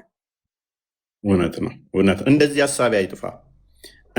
እስቲ አንድ ያጨብጭቡላት ለሀዩ። እንዲህ የሚያስብልን አይጥፋ። ደክሞ ይበቃል። አዎ እረፍት ትንሽ ቢኒና ክርስቲያን ምን ይሰራሉ? አሁን እንደደከመኝ እንኳን አይነግሩኝም። መሐመድና ሀኑኒ ደግሞ ተደመሩ። እውነት ነው። መሐመድ እየሰደበኝ ነው፣ ከታች ሆኖ እየሰደበኝ ነው። ኦልሬዲ ወደ ሀዩ ሄዳለሁ። ወደ አንቺ ታመዝናለሁ። እሺ እኛ ራሳችንን እንፈልግ ሀቢብቲ። የእፎይ ቤት ተመችቶኛል። እኔም ተመችቶኛል። እፎይ ቤት ተመችቶናል። ተመችቶናል። በቃ ተመችቶናል። ተመችቶናል። እፎይም ተመችቶታል። እያረፍክ ስራ። እኛ ስለምንፈልግ እያረፍክ ስራ። እኛ እንፈልግሃለን። አዎ ያላወቅነውን የማወቅ መብት አለን። ማንንም እንዳፈር ላመንሽበት ነገር እንማራለን። እፎይ ቤት እኔማ ቀላል ተማርኩኝ። እንደ ሴንቶር ሙሉ የሱ ተከታይ ነው። ከዚህ በፊት ደረሳው ነኝ ብላለች። አየሁማ ባለፈው የእፎይ ደረሳ ነኝ እኔ ነኝ የምመልሰው። እንደውም ልጭ መቅብላለች። እኔስ ጥያቄ አላችሁ ዛሬ? ዛሬ ጥያቄ የለንም። የዛሬ ትምህርት ደስ ይላል። አሪፍ ትምህርት ነው ያስተማርከን። ያው የኔን ጉዳይ እንዳትረሳው እፎይ፣ አስተማሪ ምናምን ብለኸኛል። በደንብ መማር እፈልጋለሁ። ኦልሬዲ ሀዩ ቆይታለች ይመስለኛል። ኧረ እኔ መጨረሻ ደረጃ ላይ ደርሻለሁ። እኔ መጨረሻ ጨርሻለሁ። እኔም ወደ አንቺ ደረጃ ቴክስት አድርጊልኝ ሀኑኒ። እሺ መሐመድ መጀመሪያ ላይ የሆነ መግቢያ አካባቢ ላይ ሴት ወንድ ውለጅ ብሎ ሴት ደግሞ ከወለደች ምናምን ያልካትን ማስረጃ ሳየኝና በቃ ደግሞ ሀኑኒ ስላሴን አስተምራት ስላሴን አስተምራት ሀኑኒን። ኦኬ አሁን እሱም በውስጥ እንማማራለን። ስለኔ አታስብ፣ ስለራስህ ጠይቅ። ልማር እያለች እኮ እየጠየቀች እኮ ነው። ገና መሰረታዊ ነገር ልማር ብላለች። ኤኒዌይስ በደንብ አስተውል። ፍቺ በወንድ ነው የሚሆነው በሴቷ ነው የሚሆነው? እንደ እስልምና ሜይ ቢ ቪዲዮ አለላችሁ ኡስታዝ እንትና? እኔ ከተጻፈው ላይ ነው የሰው ወሬ አልሰማም። መልካም ኦኬ። ክርስቲያን ቼክ አድርገው ልኬልሃለሁ። ወደ መጨረሻ አካባቢ ላይ አይ ቲንክ ቼክ አድርገው። አክቹዋሊ ካነበብኩ ቆይቻለሁኝ። ሊቆይብህ ይችላል። ፍቺ ወንድየው ባለው ላይ እንዲህ ብሎ ነው ካለ መፍታለሁ ነው። ሶስቴ ከፈታኝ ፈቶኛል። በድምፅ ፈትቼሻለሁ። ፈትቼሻለሁ ካለ በጽሁፍ ራሱ በድምፅ ብቻ ሳይሆን በጽሁፍም ይችላል። እሱ አይደለም በማንኛውም እሱ ፈታለሁ ብሎ ከተናገረ መፍታት ይችላል። በማንኛውም ለምሳሌ በማንኛውም ኢንሴንስ ቀይ ወጥ ስሪና ጠብቂኝ እሱን ካልሰራሽ ፈታሻለሁ ብሎ ከተናገረ እሱ ሲመጣ አልጫ ሰርታ ብትጠብቀው መፍታት ይችላል። ክርስቲያን አለ?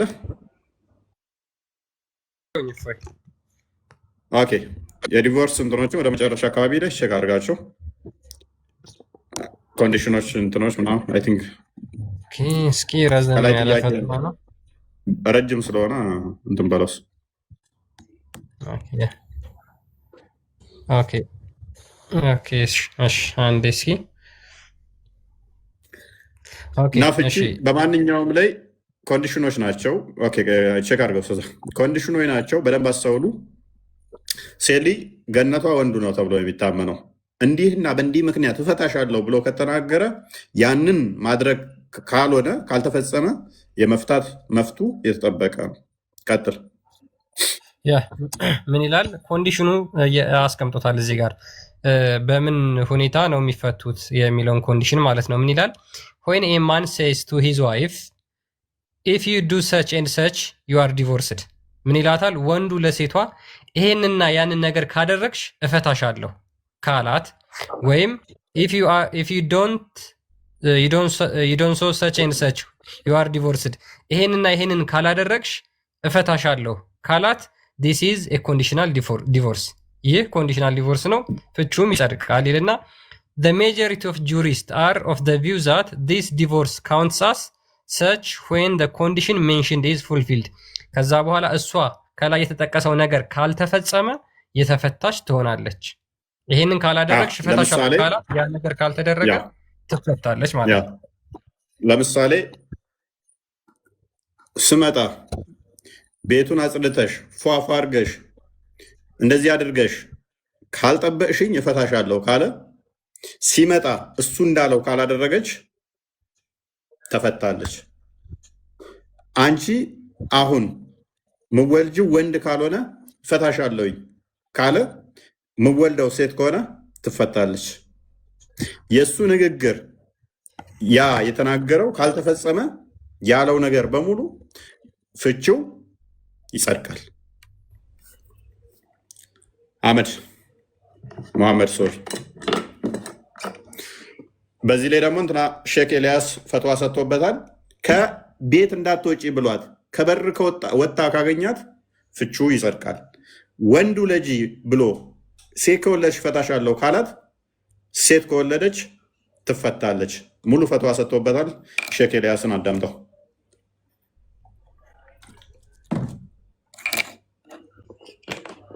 ወኔ ቀበላለሁ ኮስተት ነው አይደለም ምን ያልኩት ኮልዴ ኩሊላ ኮስተት ነው ካላልክ ምንድነው ትለኝታል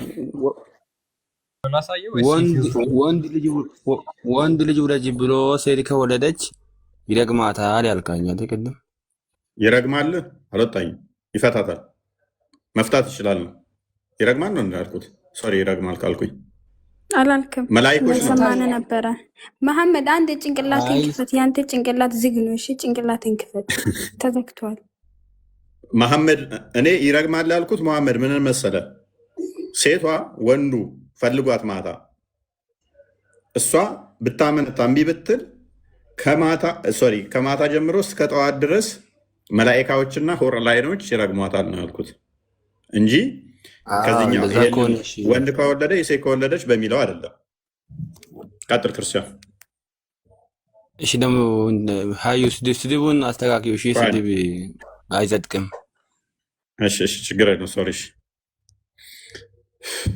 ኦኬ ቀጥል ክርስቲያን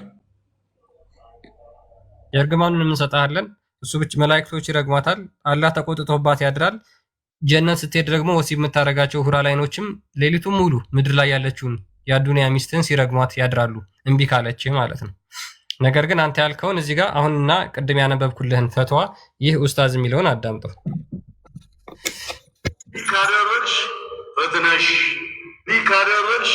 ፈትነሽ ወይንም እንደዚህ ካላደረግሽ ፈትነሽ ተብሎ ከሆነ መስፈርት የተቀመጠ ፍቺ ያንን ነገር ከፈጸመች ቀደም ያልነው ማለት ነው ቀደም ያልነው እንዲህ ከሆነ ትፈቻለሽ ብሎ ካላት ያ ከሆነ መስፈርት ሆነ ተቀመጠ ቀደም ያነበብን እንደመረጃ ማለት ነው right አለውን ካላደረግሽ ፈትቼሻለሁ ለምሳሌ እህትሽን ልዘይሪ ብትሄጂ ፈትቼሻለሁ አለ ወላሂ ሰዓቷን ልዘይሪ ሄደች እህትሽን ልዘይሪ እህቷን ለመጠየቅ ከሄድሽ እፈታሻለሁ ብሎ ካላት እህቷን ከጠየቀች ይፈታታል የተፈቀደልን እሱ ግን ከቤቷ ጠፍቶ 4 ወር ቢቆይ መፍታት አይችልም ወሲብ ሳያደርጋት 4 ወር ድረስ መቆየት ይችላል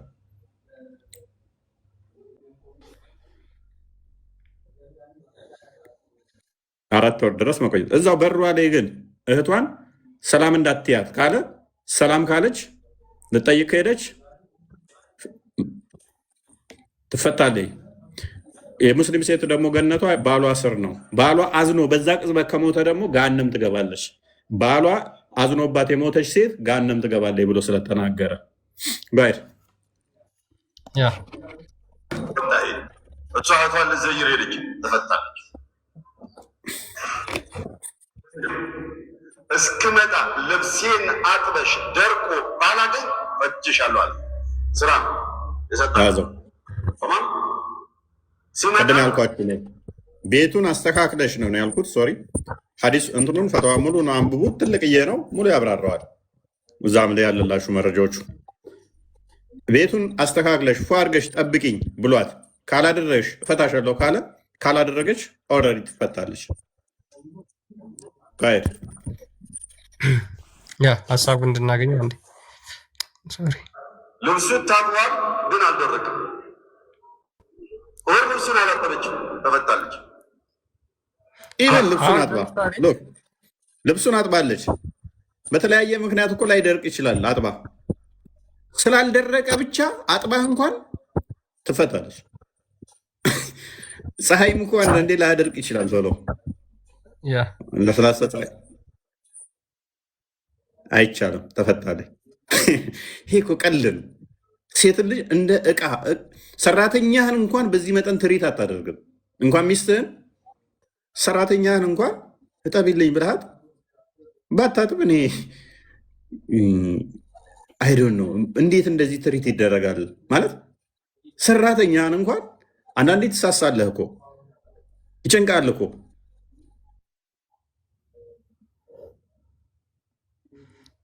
አጥባ አልደረቀም ብሎ በምንድን ነው የሚባለው? በዳቦ ምናምን የሚባላል። በግድ እንጣል አይነት። እሺ ቀጥል። ሜይ ቢ እንጥብጣቢ ስለሚበዛበት ልብሳቸው መታጠብ አለበት ቶሎ ቶሎ እያሉ ነው ኮሜንት ላይ። እሺ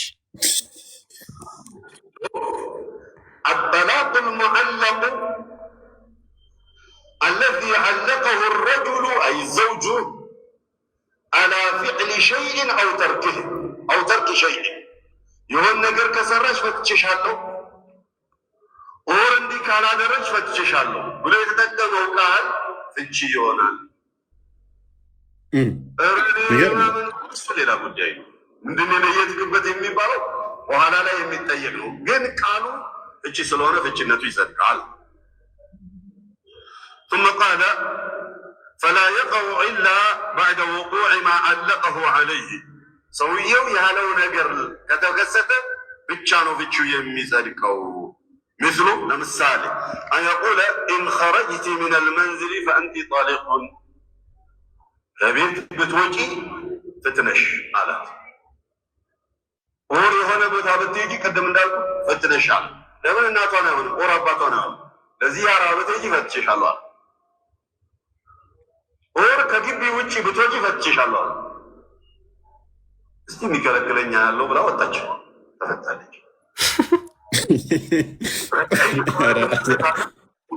እናት ታማ እኮ በቃ እናቷ ታማ አደጋ ላይ እንኳን ብትሆን ቢነገራት በቃ ባሏ እንዳይፈታበት ስትል አትሄድም። ሐኪም ቤት ብትሆን አትሄድም፣ ትፈታለች። ፍቺው ይጸድቃል። በቃ የሚያስጠላው ደግሞ ሶስት የተፈታች አንድ ሴት በእስልምና ወደ መጀመሪያ ባሏ እንኳን ታርቃ መመለስ አትችልም። ሶስቴ ከሆነ ፍቺዋ ሌላ ወንድ አግብታ ከዛ ወንድ ጋር ተኝታ ከዛኛው ጋር ስትመለስ ነው እዚኛው ጋር መጋባ የምትችለው።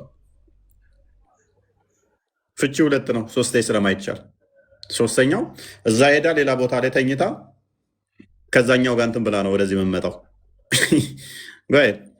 ይሄ ቀልድ ነው በጣም ረጅዕይ ካልሆነ ውጭ ትወላለች፣ ሄዳዋን ቆጥራ ሌላ ያገባታል።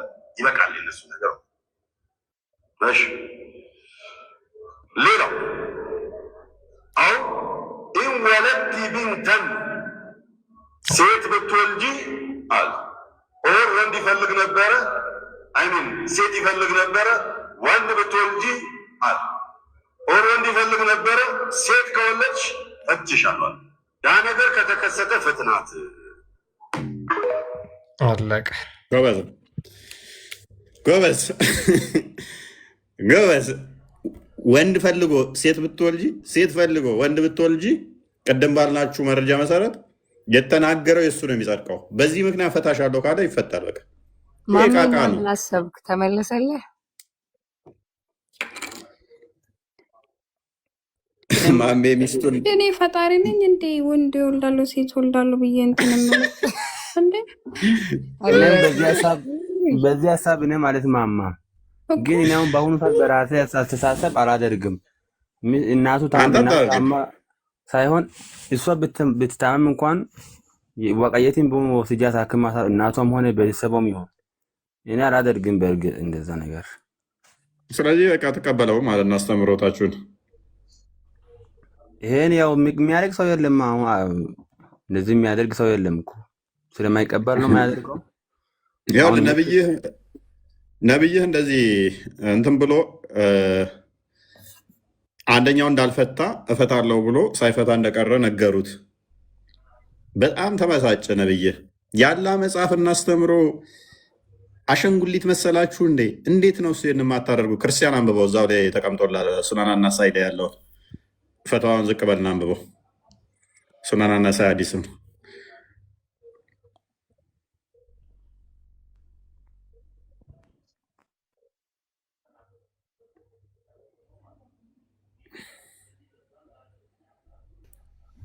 አገኘሁት። ረጅም ፈተዋ ነው ግን መስማ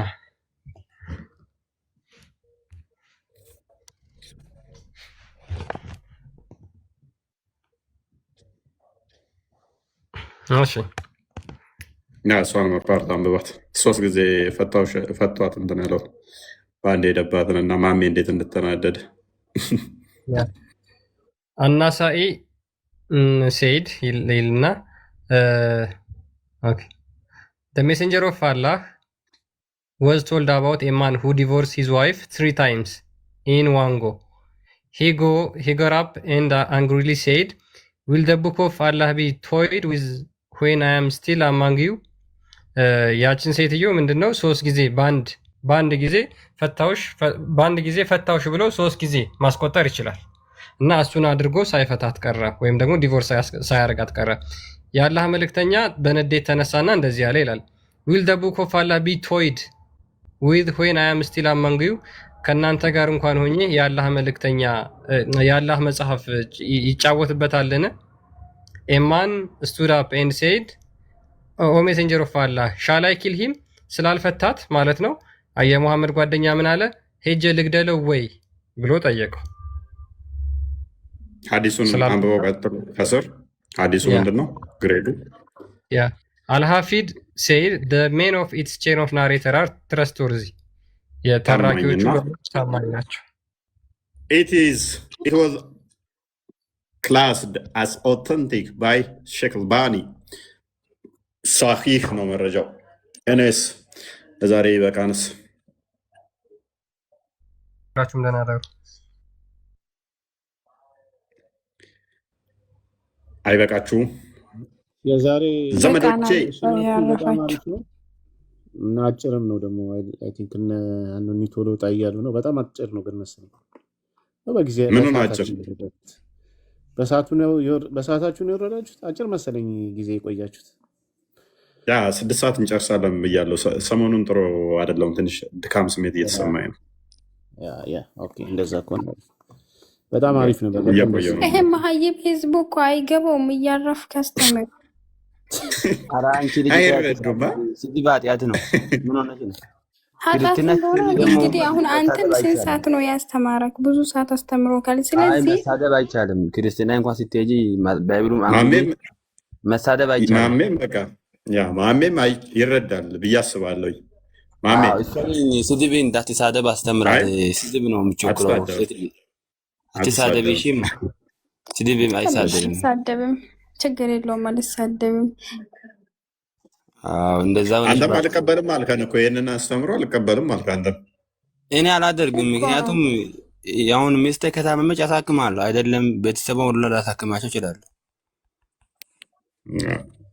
ግን አለማድረግ ደግሞ መብት መኖሩ ራሱ ትክክል አይደለም። ይሁን ፈጣሪ አዛኝ ሩሩ ከሚባል አስተምሮ ያንን እንደሚከተል ራሱ መኖሩ ነው እኮ የሚገርመው። ማሚ ሰውየው እኮ ሉክ በጣም ጥሩ ሙስሊሞች እኮ አሉ።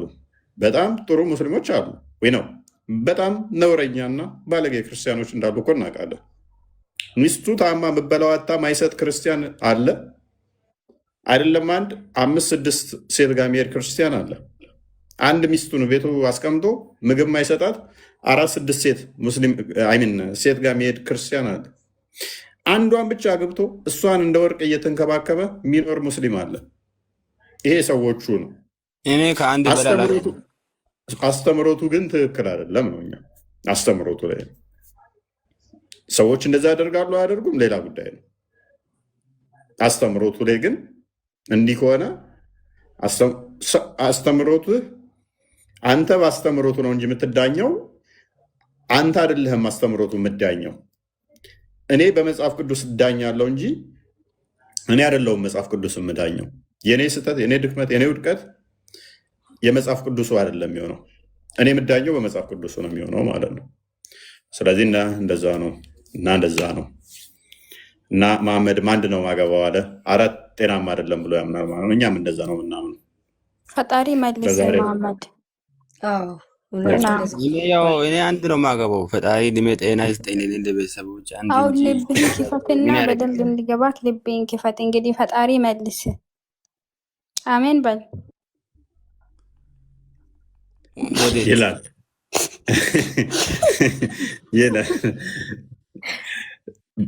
ጸሎት እያደረጉልህ ነው። እኛ የቀመስነውን ያየነውን ብርሃን አንተም እንድታይ እያሉህ ነው።